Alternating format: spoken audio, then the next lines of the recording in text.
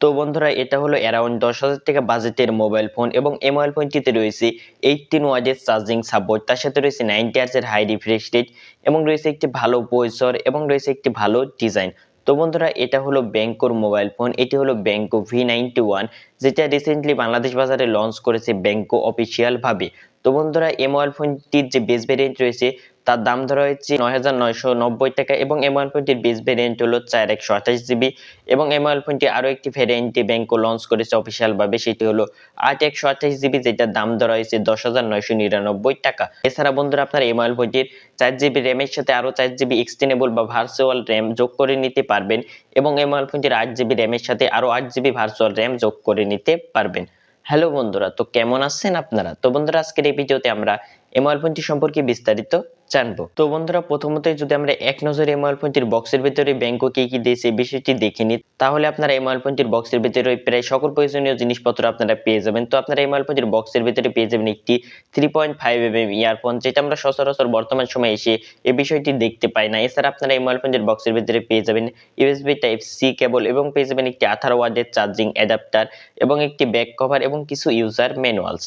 তো বন্ধুরা প্রথমত যদি আমরা এই মোবাইল ফোনটির ডিজাইন নিয়ে বলতে যাই, তাহলে এই মোবাইল ফোনটির ডিজাইনটি দেখতে বেশ সুন্দর আমার কাছে লেগেছে। তো বন্ধুরা এই মোবাইল ফোনটির উপরের দিকে আপনারা দেখতে পাচ্ছেন যে এখানে রয়েছে একটি রাউন্ড ক্যামেরা কাট আউট এবং আপনারা এই মোবাইল ফোনটির নিচের দিকে দেখতে পাচ্ছেন যে ব্যাংকোর লোগো দেওয়া রয়েছে এবং বন্ধুরা এই মোবাইল ফোনটির ব্যাক সাইড এবং ফ্রেম দূর থেকে দেখতে প্রায় গ্লাসের মতোই দেখতে লাগে, কিন্তু এই মোবাইল ফোনটির ব্যাক সাইড এবং ফ্রেম এই দুই জায়গাতেই প্লাস্টিক ব্যবহার করা হয়েছে এবং বন্ধুরা এই মোবাইল ফোনটির ব্যাক সাইডে গ্লসি ফিনিশ ব্যবহার করা হয়েছে। এর ফলে এই মোবাইল ফোনটির ব্যাক সাইডে তুলনামূলক একটু বেশি আঙ্গুলের ছাপ বসছিল। তো আপনারা যদি এই মোবাইল ফোনটি কিনেন তাহলে প্রথমত আপনাদেরকে এই মোবাইল ফোনটির ব্যাক সাইডে একটি ব্যাক কভার ইউজ করতে হবে, না হলে প্রচুর পরিমাণে আঙ্গুলের ছাপ বসবে এবং এই বিষয়টা আপনাদের কাছে একটি প্যারাদায়ক বিষয় মনে হতে পারে। এছাড়া বন্ধুরা এই মোবাইল ফোনটির ফ্রন্ট সাইডের দিকে রয়েছে একটি ওয়াটার ড্রপ নচ ডিসপ্লে। তো এখানে যদি একটি পাঁচ হোল কাট দেওয়া হতো তাহলে আমার মতে এই মোবাইল ফোনটি আরো একটু ভালো হতো। এছাড়া এই মোবাইল ফোনটির যে ডিসপ্লে চারিদিকে স্ক্রিন এবং বেজেল গুলো রয়েছে সেগুলো আমার কাছে প্রাইস পয়েন্ট অনুযায়ী ঠিকঠাকই লেগেছে। এছাড়া বন্ধুরা আমরা যদি এই মোবাইল ফোনটির পোস্ট এবং বাটন নিয়ে বলতে যাই, তাহলে এই মোবাইল ফোনটিতে প্রায় সকল প্রয়োজনীয় পোস্ট এবং বাটনই দেওয়া রয়েছে। তো আপনারা এই মোবাইল ফোনটিতে শুধুমাত্র সেকেন্ডারি নয়েজ ক্যান্সেলেশন মাইক এই বিষয়টি পাবেন না। এছাড়া আপনারা এই মোবাইল ফোনটিতে একটি 3.5mm জ্যাক এই বিষয়টিও পেয়ে যাবেন এবং আপনারা এই মোবাইল ফোনটির রাইট সাইডের দিকে পেয়ে যাবেন একটি পাওয়ার বাটন, যেখানে রয়েছে ফিঙ্গারপ্রিন্ট সেন্সর। যে ফিঙ্গারপ্রিন্ট সেন্সরটি আমার কাছে বাজেট পয়েন্টেই ঠিকঠাকই লেগেছে। তো বন্ধুরা আমরা যদি এই মোবাইল ফোনটির ডিসপ্লে পার্ট নিয়ে বলতে যাই, তাহলে এই মোবাইল ফোনটির ডিসপ্লেতে রয়েছে 6.56 ইঞ্চের একটি আইপিএস এলসিডি এইচডি প্লাস 90 হার্টজের ডিসপ্লে। তো বন্ধুরা এখানে আমরা 10 থেকে 11,000 টাকা এই প্রাইস রেঞ্জের মধ্যে থেকে আমরা এইচডি প্লাস এবং 90 হার্টজের এই কম্বোটি আমরা ঠিকঠাক বলতে পারি। এছাড়া এই মোবাইল ফোনটির যে ডিসপ্লে কালার কোয়ালিটি রয়েছে এটা আমার কাছে প্রাইস পয়েন্ট অনুযায়ী ঠিকঠাকই লেগেছে। কিন্তু বন্ধুরা এই মোবাইল ফোনটির যে ব্রাইটনেস নিয়ে বলছে, তাহলে ইনডোর কন্ডিশনে আপনারা এই মোবাইল ফোনটি একদম ক্লিয়ারলি ব্যবহার করতে পারবেন, কিন্তু আপনারা যখন আউটডোরে এই মোবাইল ফোনটি ব্যবহার করতে যাবেন, বিশেষ করে যখন আপনারা দুপুর বেলা এই মোবাইল ফোনটি আউটডোরে ব্যবহার করবেন অথবা ডিরেক্ট সানলাইটে ব্যবহার করবেন, তখন একটু আপনাদের কাছে ব্রাইটনেস জনিত ইস্যু মনে হতে পারে। এছাড়া আমার কাছে এই মোবাইল ফোনটির ডিসপ্লে ওভারঅল কোয়ালিটি বা এই জায়গাতে ব্রাইটনেস সকল কিছু আমার কাছে ঠিকঠাকই লেগেছে।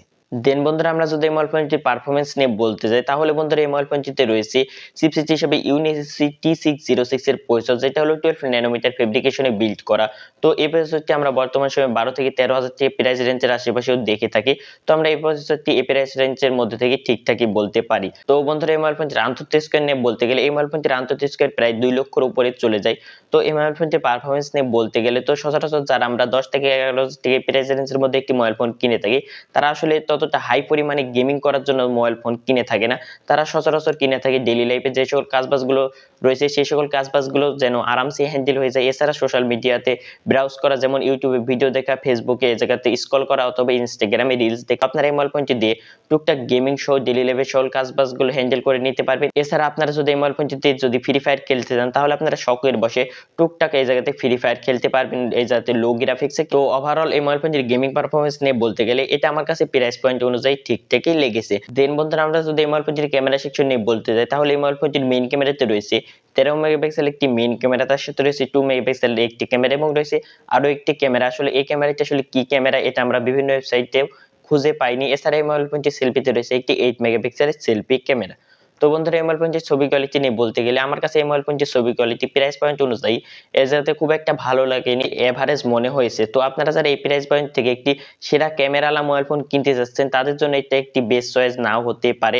এছাড়া আপনারা এই প্রাইস রেঞ্জের মধ্যে যারা একটু বেশি র্যাম রোম চাচ্ছেন বা অন্যান্য সকল বিষয়গুলো একটু বেশি ভালো চাচ্ছেন তারা ইচ্ছা করলে এই মোবাইল ফোনটিকে লিস্টে রাখতে পারেন। এছাড়া এই মোবাইল ফোনটির ভিডিও কোয়ালিটি নিয়ে বলতে গেলে এই মোবাইল ফোনটিতে সর্বোচ্চ 1080p এবং 30fps এ ভিডিও শুটিং করা যায়, যেটা দিয়ে আপনারা এই প্রাইস পয়েন্ট থেকে কাজ চালিয়ে নিতে পারবেন।